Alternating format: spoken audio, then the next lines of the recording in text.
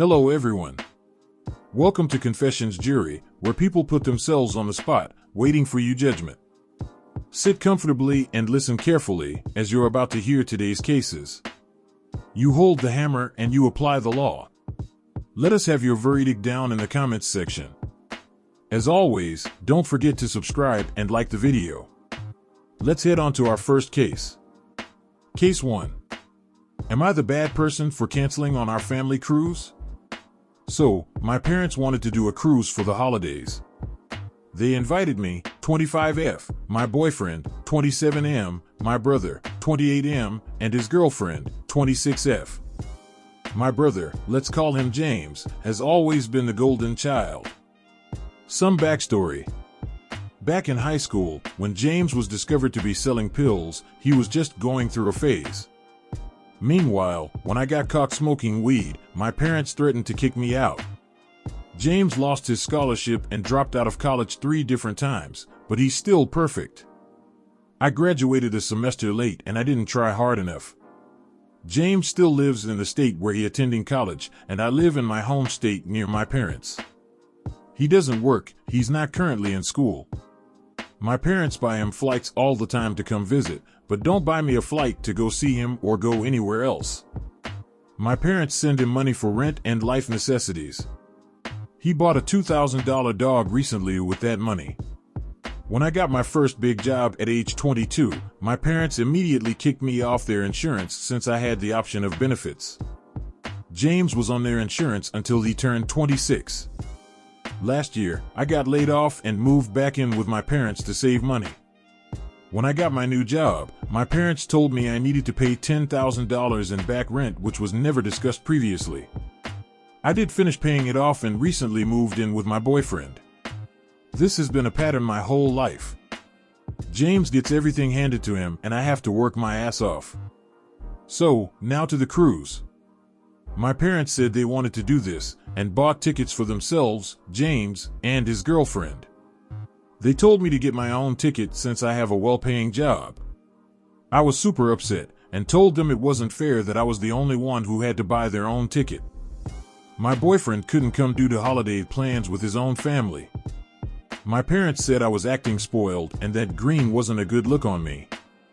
I am so tired of hearing that phrase at this point. They said it's not like I had to get a nice room since we'd be outside it the majority of the time anyway, which is true, but then why get James a nice room? I decided I had enough and I wasn't going. But here's where I may be the asshole. I let them continue thinking I was for months.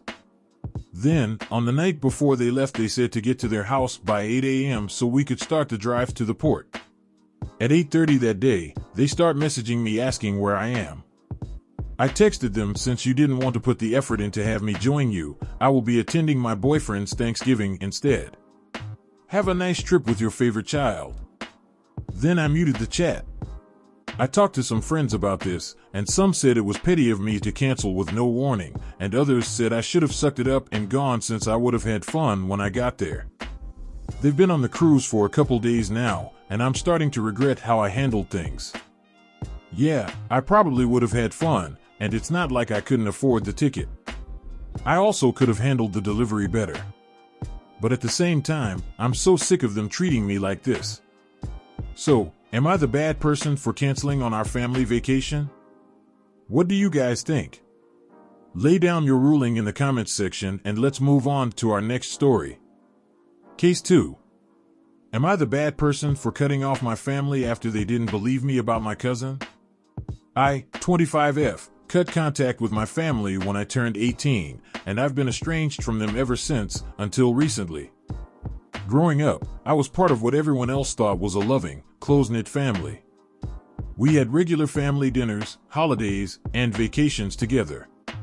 But beneath that picture-perfect facade, something terrible was happening. When I was 13, my older cousin, then 21, started sexually assaulting me. At first, it was subtle. He would brush against me accidentally or linger too close when no one was paying attention. I didn't know how to process it at the time and tried to convince myself I was imagining things. But over time, his behavior escalated. He began cornering me during family gatherings, groping me, and making vulgar comments about my body. The breaking point came when he trapped me in a room during a family party, put his hand under my shorts, and touched my vagina. I froze, too scared to scream. He leaned in and whispered, "No one's going to believe you," before walking out like nothing had happened. For years, I carried the weight of that moment alone. I avoided him as much as I could, but he always found ways to isolate me. I felt dirty and powerless. At 16, I couldn't take it anymore and finally told my mom. I remember sitting on the edge of her bed, sobbing as I explained everything. I thought she'd protect me, but instead, she said, "You must have misunderstood him. He'd never do something like that. He's family." When my dad found out, he told me I was being dramatic and warned me not to spread lies that could ruin lives. Their reaction crushed me. Desperate, I confided in my aunt, his mom, hoping someone would believe me. Instead, she screamed at me, accused me of trying to destroy her son's reputation, and told the rest of the family that I was lying. After that, everything changed. My siblings avoided me, and other relatives stopped inviting me to things. I became the black sheep, the troublemaker. Meanwhile, my cousin acted like nothing had happened, smirking at me during family events or brushing past me just to make me uncomfortable. I started skipping gatherings altogether, but that only made me look difficult in everyone else's eyes. When I turned 18, I packed my things and left. I went no contact with everyone, determined to start over. Therapy helped me process the trauma and the betrayal, and over time, I built a new life for myself. I went to college, started a career, and met my fiancée, who knows everything and has been my biggest support system. For years, I didn't hear from my family. I assumed they didn't care.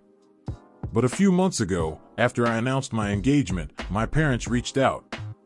My mom left a long voicemail saying she missed me and wanted to heal the family.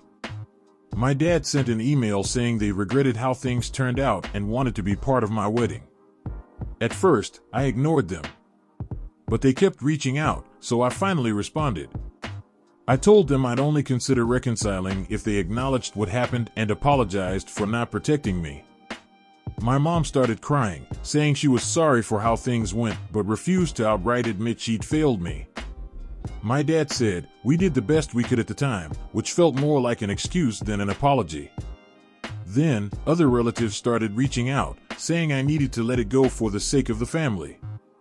One even said, "He's changed. Why hold on to the past?" But to me, it's not just the past, it's years of betrayal, silence, and being dismissed that still haunt me.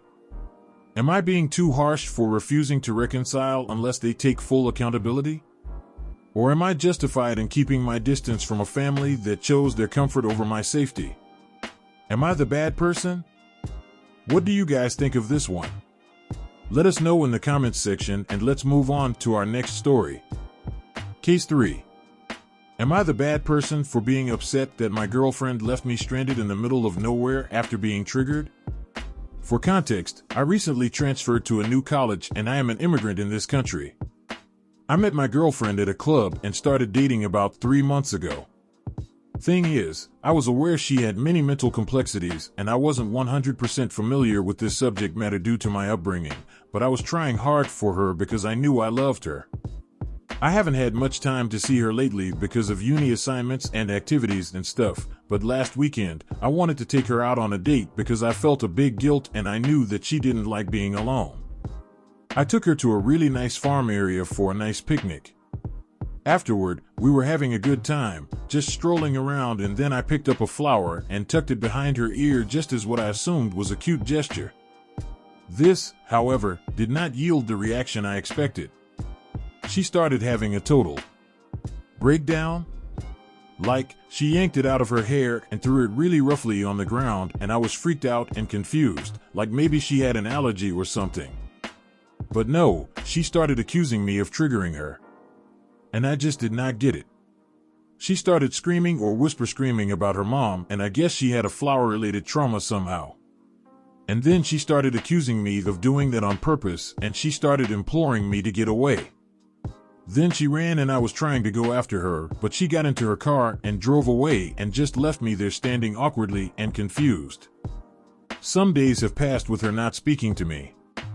I ended up taking a taxi back home. It cost me too much, and I'm still confused. I tried confronting her by sending a long voicemail explaining how she hurt me and how much I loved her, which she ignored for some days. She spoke to me yesterday, finally, and told me that I shouldn't be upset, that it was my fault for not recognizing that she was having a breakdown and responding appropriately. But I'm not sure if she is even valid because I'm new to this and she wasn't considerate of it at all. She never told me about the flowers, and in a text, she claimed to have alluded to it before, but I failed to recall. Which I guess is not good, but I'm not accustomed to having to be so attentive and careful. She still isn't talking to me properly, and I just don't know what to do. This is my first relationship ever, and I had no idea it would come with so much emotional turmoil. Am I the asshole, and what should I do? You've sat down, you've listened. Now, it's time to state your ruling. What is it gonna be? Let us have it down in the comments section down below. Thank you for watching. Please like this video if you enjoyed it and subscribe for more cases like these.